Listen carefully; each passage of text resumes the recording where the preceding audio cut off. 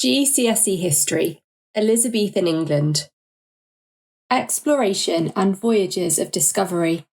In this video, we are looking at the reasons for increased exploration, Francis Drake and John Hawkins, the expansion of trade, and the origins of the transatlantic slave trade.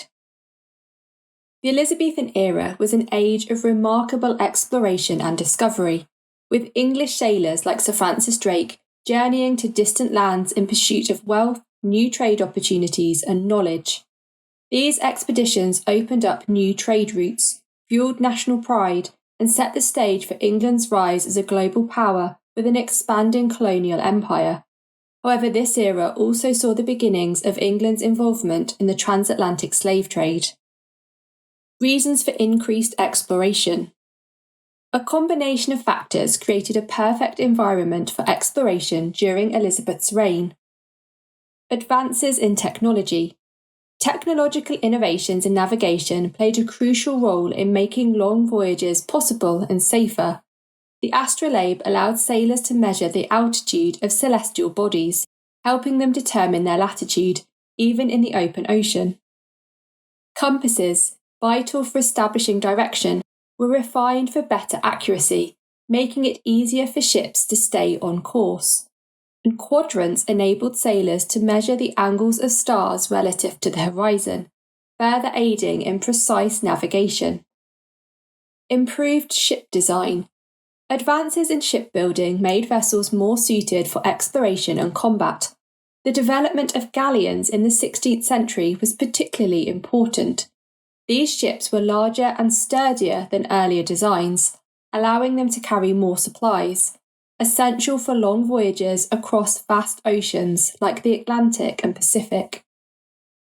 Their lateen sails, triangular sails that could catch wind from multiple directions, improved manoeuvrability and speed. For defence, galleons were equipped with gun decks running the full length of the ship, allowing them to fend off attacks from pirates or rival nations. Improved maps. The accuracy and availability of maps improved during the Elizabethan period. The Mercator map, created by Gerardus Mercator in 1569, was a major breakthrough. It used parallel lines of latitude and longitude, allowing sailors to plot their courses more precisely. The invention of the printing press ensured that these maps could be reproduced consistently and shared widely, providing explorers and navigators with reliable tools for planning their journeys. The promise of wealth. Exploration was driven by the chance to find riches. The Spanish had grown extremely wealthy from their colonies in the Americas, where they found gold, silver, crops, and animal skins. English explorers wanted to find similar treasures. Some, like Sir Francis Drake, also raided Spanish treasure ships and ports, capturing gold and silver. These opportunities for wealth were a major reason why so many expeditions were launched. Desire for adventure. Many young men, especially from wealthy families, were attracted to the idea of adventure. Exploration offered opportunities to escape the confines of ordinary life and achieve fame and fortune. The Elizabethan court actively encouraged this adventurous spirit, with Queen Elizabeth herself supporting and funding expeditions. Expanding power. Exploration was also closely tied to England's desire to expand its naval and global influence. By the mid-16th century, Spain and Portugal dominated global exploration and trade. England's efforts to explore new territories and establish trade routes were part of a broader strategy to challenge these powers and increase its own wealth and status. Sir Francis Drake, circa 1540 to 96. Sir Francis Drake is one of England's most famous explorers and naval commanders. Known for his daring voyages, raids on Spanish ships and ports, and his role in defeating the Spanish Armada, Drake became a national hero during the Elizabethan era. Circumnavigation of the globe from 1577 to 1580. Drake's most famous achievement was becoming the first Englishman to sail around the world. This incredible voyage was both an exploration and a mission to weaken Spain's power in the Americas. December 1577, Drake left Plymouth with 5 ships and 164 men. His main goal was to raid Spanish ports in South America and seize their treasure, partly as revenge for the Spanish attack on English ships at San Juan de Ulua in 1568. In September 1578, Drake became the first Englishman to sail through the Straits of Magellan, a narrow and dangerous passage at the southern tip of South America. After storms wrecked most of his fleet, only his flagship, the Pelican, renamed the Golden Hind, continued the voyage. In 1578 to 1579, after emerging into the Pacific, Drake embarked on a series of raids along the western coast of South America. He attacked poorly defended Spanish settlements and ships, capturing vast quantities of treasure, including gold, silver, and other valuable goods. Continuing his journey northward in June 1579, Drake reached the shores of present-day Northern California, where he claimed the land for Queen Elizabeth, naming it New Albion. While there, he repaired his ship and made friendly contact with local indigenous peoples. Between July 1579 and March 1580, after leaving the Americas, Drake crossed the Pacific Ocean, a dangerous and unfamiliar route. He eventually reached the Indonesian islands, where he traded for valuable spices to bring back to England. Between March and June 1580, from the Indonesian islands, Drake navigated around the Cape of Good Hope at the southern tip of Africa, carefully avoiding hostile encounters with Portuguese and Spanish ships. In September 1580, Drake returned to Plymouth aboard the Golden Hind, with only 58 of the original 164 crew members. His cargo included a staggering haul of treasure, much of it captured from Spanish ships and settlements. Drake's return was met with widespread celebration, and he was hailed as a hero for his daring and success. Recognition and knighthood in 1581. Queen Elizabeth was so impressed by Drake's achievements that she personally knighted him aboard the Golden Hind in 1581. This was a huge honour and showed England's pride in Drake's achievements, despite Spain's anger over his attacks on their empire. The Spanish Armada of 1588. Drake's naval skills were crucial during the Spanish Armada when Spain tried to invade England in 1588. As Vice Admiral of the English fleet, he played a key role in defeating the Spanish ships. One of his most famous tactics was using fire ships, empty ships set on fire and sent towards the Spanish fleet, to scatter their formation during the Battle of Gravelines.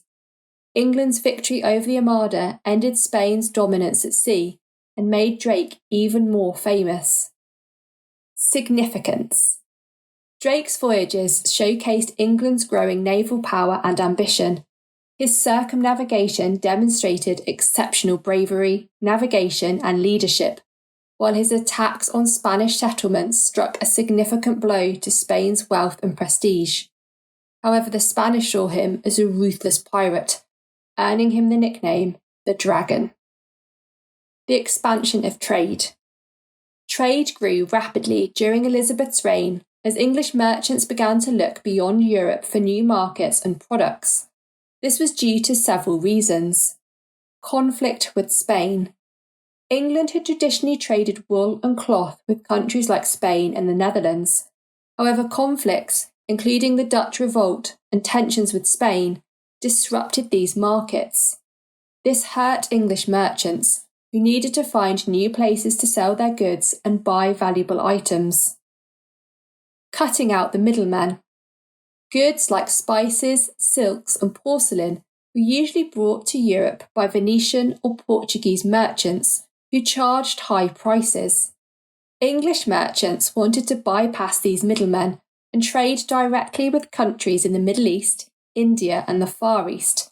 This would increase profits and provide more control over trade. Seeking new products.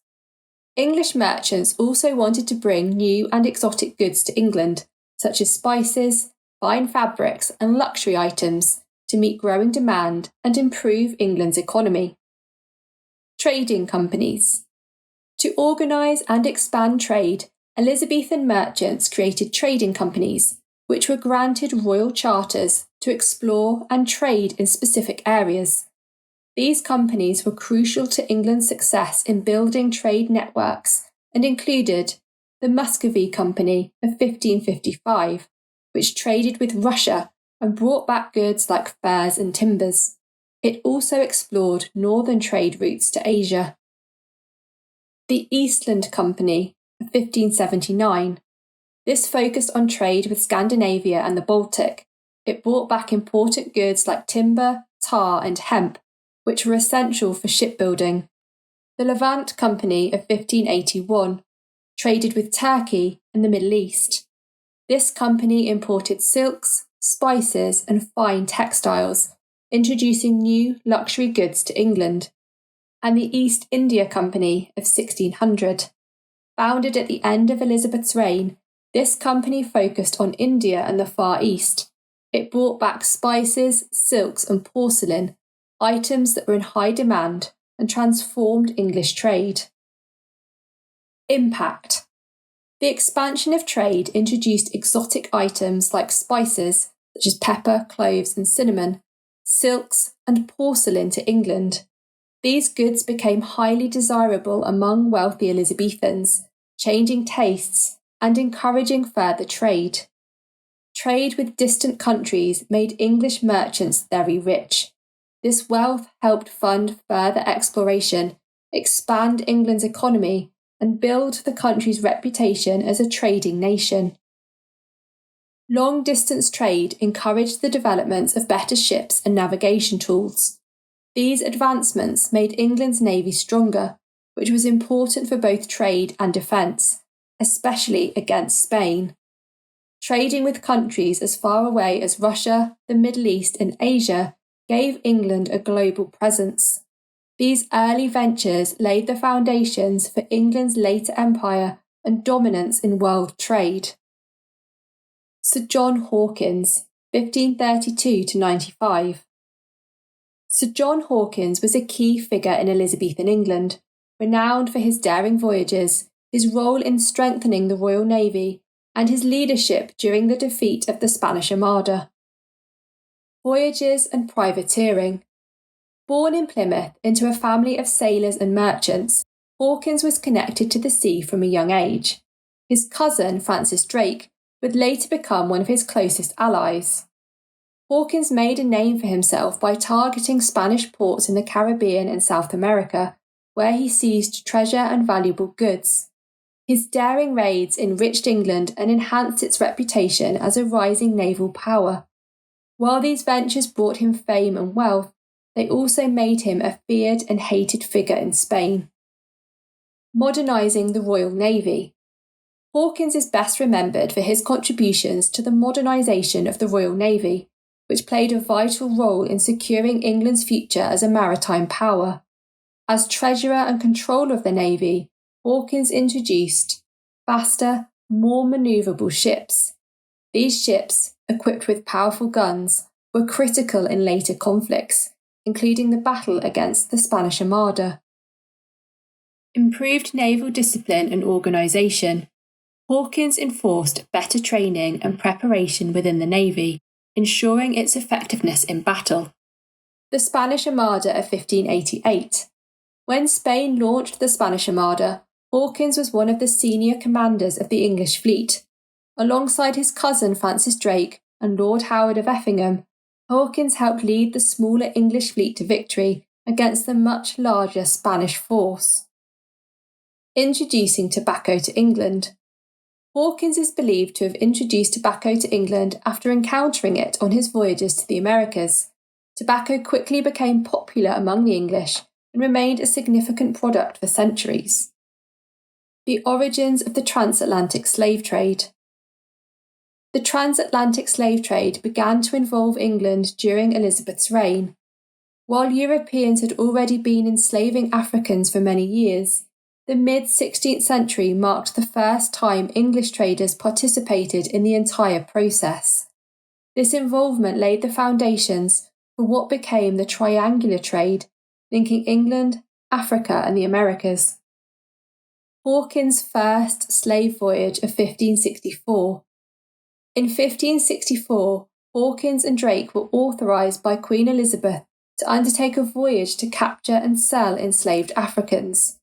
During this expedition, Hawkins and his crew captured several hundred West Africans and transported them across the Atlantic to the South American coast, where they were sold to Spanish colonists as slaves. Hawkins' voyage was seen as highly profitable, and he returned to England with valuable goods from the Americas and profits from selling enslaved Africans. The growth of English involvement. Hawkins' success showed how profitable the trade could be, and English involvement in the transatlantic slave trade grew. Enslaved Africans were forcibly taken to the Americas to work on plantations, producing goods like sugar, tobacco, and cotton. These goods were then transported back to England, enriching merchants and boosting the economy. With support from Queen Elizabeth and other wealthy investors, England began to expand its role in the transatlantic slave trade, which became an important part of the economy. Hawkins' voyages helped establish what became known as the triangular trade, a system that connected England, Africa, and the Americas. From England to Africa, ships carried goods like guns, cloth, and alcohol, which were traded for enslaved Africans. From Africa to the Americas, enslaved Africans were transported across the Atlantic Ocean on the Middle Passage, a journey where many died due to the terrible conditions. And from the Americas to England, goods produced by enslaved labour, such as sugar, tobacco, and cotton, were shipped, completing the cycle. Impact. The beginnings of England's involvement in the transatlantic slave trade during Elizabeth's reign had long-lasting and devastating consequences. For Africa, many communities were torn apart, as millions of people were forcibly taken from their homes over the coming centuries. The Americas, enslaved Africans were forced to work on plantations, helping European powers grow rich by producing valuable goods like sugar and tobacco. And for England, the trade brought wealth to merchants and the crown, funding England's economy and later its empire. However, it also marked the start of a brutal system of exploitation and suffering. In summary, the Elizabethan era saw exciting voyages by explorers like Sir Francis Drake, who helped expand trade, challenge Spain, and increase England's global power. Exploration grew because of better navigation tools, stronger ships like galleons, and improved maps such as the Mercator map. Many explored to gain wealth, find adventure, or help England compete with powerful nations like Spain and Portugal. Sir Francis Drake became famous for sailing around the world, raiding Spanish treasure ships and helping defeat the Spanish Armada. Trade expanded as England looked beyond Europe, forming trading companies like the East India Company, bring back spices, silks, and porcelain. And Sir John Hawkins helped build a stronger navy, also played a major role in starting England's involvement in the cruel transatlantic slave trade.